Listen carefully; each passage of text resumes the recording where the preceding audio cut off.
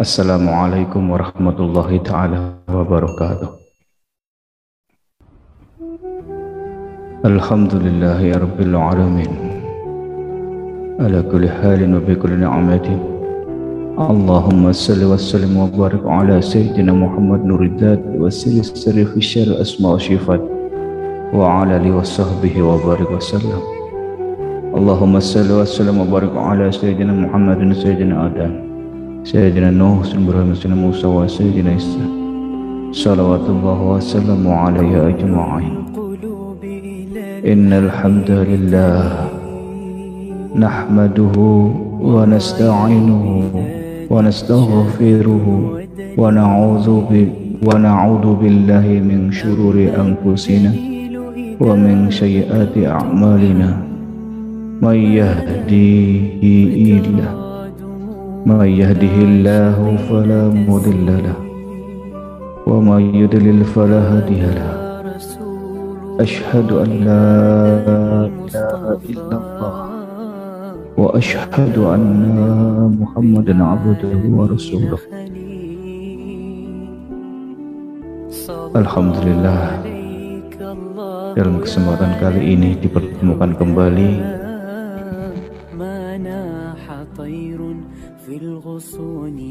untuk bersama mengagung-agungkan asma Allah.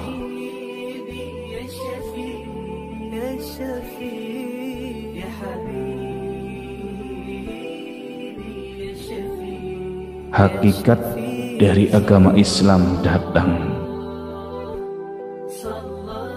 ke bumi ini dari para nabi, sehingga terakhir Nabi yang paling mulia, baginda Nabi Muhammad sallallahu alaihi wasallam, adalah untuk memanusiakan manusia.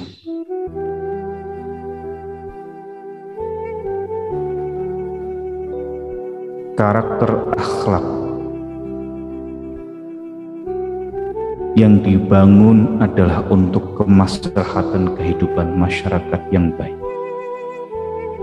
Sholat untuk mencegah perbuatan keji dan perbuatan munkar. Zikir untuk hati yang tenang, mengingat Allah untuk hati yang tenang, sehingga perbuatan yang dilakukan adalah perbuatan yang baik, maka timbul akhlak yang baik. Maka hidup itu adalah bagaimana seseorang bisa memberi manfaat bagi yang lain. Ibadah yang kita lakukan adalah bukan untuk Allah, karena Allah Subhanahu wa ta'ala tidak membutuhkan kita untuk menyembah, tidak butuh sesembahan, tidak butuh makhluknya untuk menyembah. Tapi manusia diminta untuk beribadah menyembah Allah agar manusia itu menjadi baik, sehingga saling bisa memberi manfaat. Untuk membentuk akhlak mulia adalah untuk kemaslahatan umat manusia. Kita bisa melihat bagaimana hukuman ketika seseorang beribadah puasa di bulan Ramadan. Misal dalam puasa Ramadan ada orang melakukan hubungan suami istri di siang hari misalnya. Apa yang Allah berikan hukuman kepada kita? Hukumannya adalah salah satunya dengan membebaskan budak, atau memberikan 60 orang fakir miskin makan dengan bersedekah. Apa artinya? Artinya kita diperintahkan untuk berbuat baik kepada sesama manusia. Lihat, hukumannya Allah itu disuruh beri makan 60 fakir miskin atau membebaskan budak. Hukumannya artinya apa? Saya ulangi lagi bahwa artinya kita diperintahkan untuk berbuat baik kepada sesama manusia apapun agamanya. Catat nih, apapun agamanya, kita harus berbuat baik.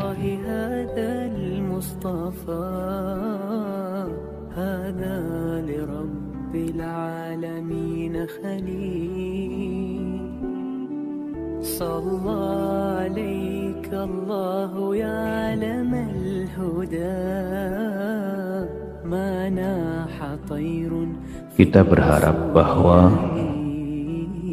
kita dipilih oleh Allah Subhanahu wa Ta'ala sebagai hamba yang baik. Harapan itu tidak ada artinya jika tidak ada usaha, tidak ada ikhtiar. Apa ikhtiarnya? Salah satunya agar kita menjadi baik. Pertama, sholat, ya, itu wajib. Salah satunya yang setelah sholat adalah zikir khatam wajahkan yang akan kita laksanakan sekarang ini, yaitu untuk apa? Pertama, membersihkan hati dari hal-hal kotor, penyakit-penyakit hati, iri, dengki, jahil, mutakhir, dan lain sebagainya. Kedua, mendekatkan. Setelah bersih maka dekat dengan Allah. Kalau sudah dekat dengan Allah, maka kita akan mengetahui ma'rifat. Kalau sudah ma'rifat, maka kita akan mengerti bahwa hakikat hidup itu adalah menolong sesama, enggak memandang agama. Karena Allah Ta'ala itu mau agamanya Kristen, Buddha, Hindu di dunia ini semua dikasih makan oleh Allah Subhanahu wa Ta'ala. Gusti Allah aja begitu, kenapa kita pilih-pilih untuk membantu? Maka bantulah semua orang di dunia ini tanpa memandang ras, suku maupun agama. Ini penting. Baik, kita berharap kita semua menjadi orang baik dan diberikan kesehatan. Maka setelah zikir kita melakukan ruqyah. Ruqyah. Sehat tidak cukup dengan doa, ternyata. Tidak cukup dengan doa, tapi butuh ikhtiar. Jaga makan, jaga kesehatan dengan olahraga. Ternyata itu ada ikhtiarnya itu. Jadi ruqyah terus tanpa olahraga ya percuma, tanpa menjaga makanan ya percuma. Pola hidup itu harus dijaga dari sekarang. Saya juga mau berpuasa. Kemarin pas vaksin tensi ternyata tinggi. Dicek ternyata saya kurang olahraga. Nah, ini juga penting, ikhtiar ya, olahraga.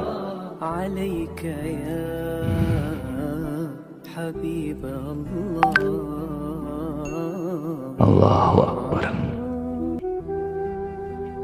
Pesan para waliullah saat ini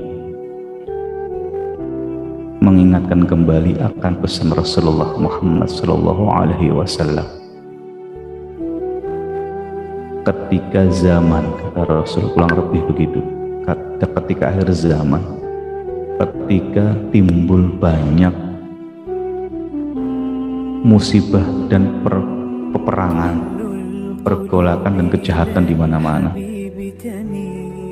maka segeralah untuk beramal soleh sebanyak-banyaknya. Di zaman ini tuh kita diminta mengamalkan sebanyak-banyaknya.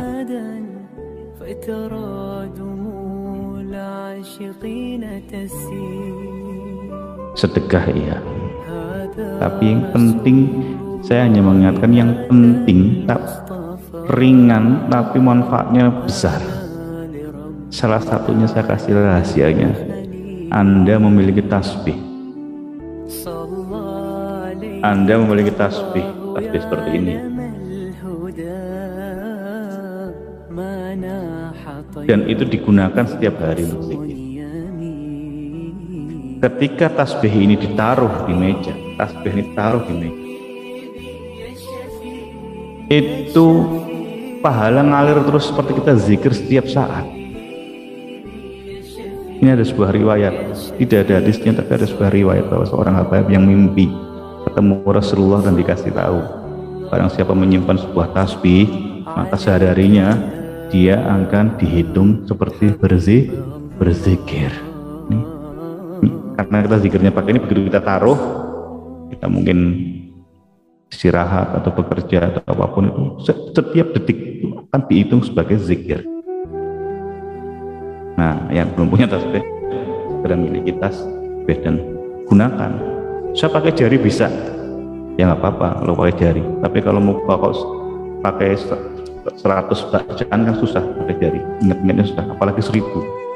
Nah kalau saya pakai 1000 ya kan 10 kali putaran satu putaran 1, putaran 2, 3, putaran 3, 4, 5, ini udah 500, terus ini 1000. Ini tasbih.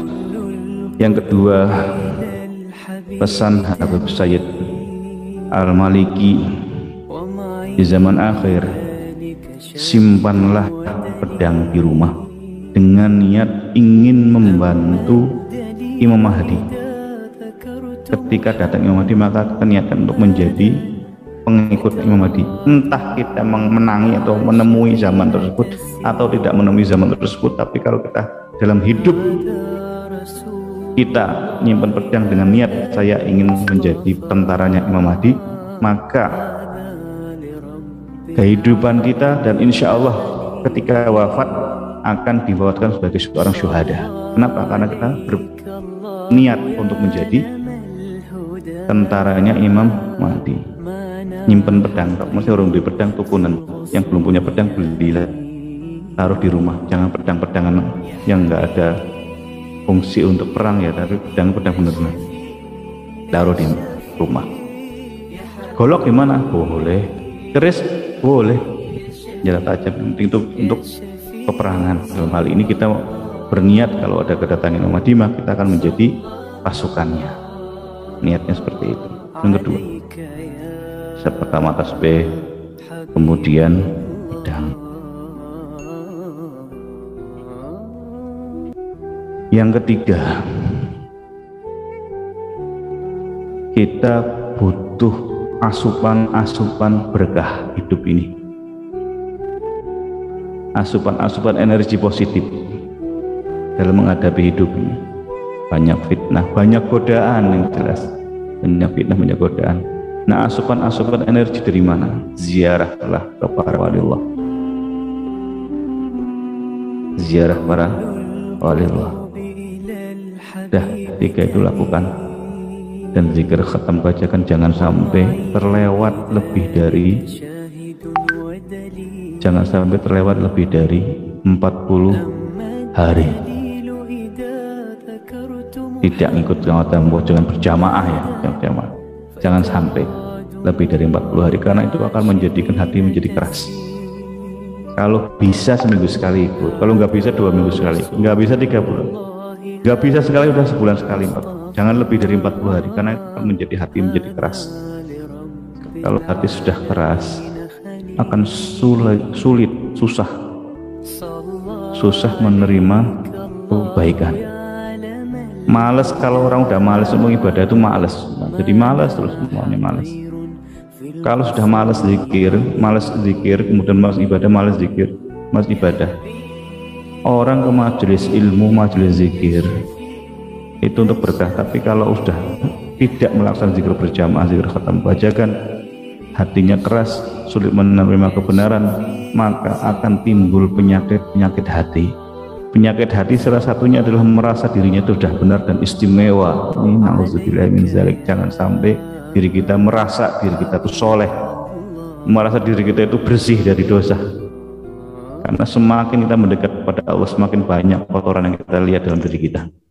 Bahkan kata Rasulullah, orang yang soleh, orang yang baik, orang yang beriman yang baik, yang paling soleh adalah dia yang sibuk melihat kesalahannya sendiri sehingga lupa melihat, tidak sempat melihat kesalahan orang lain.